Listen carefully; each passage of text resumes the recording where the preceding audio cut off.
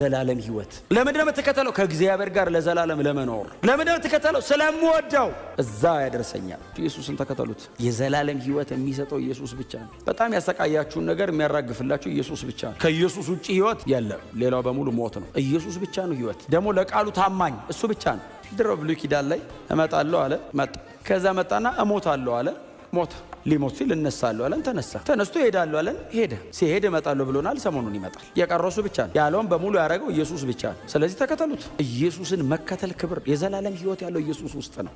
እርግጠኛ ሆኑ። ግን የሆነ ጥቃቅን ነገር ለማግኘት አይደለም፣ የዘላለም ህይወት ለማግኘት ነው ኢየሱስን የምንከተለው። የሆነ ነገርን ያደርግልኛል፣ እንትኗን ይሰራልኝ፣ ኖ ከሱ ያልፋል። ህይወት ነው።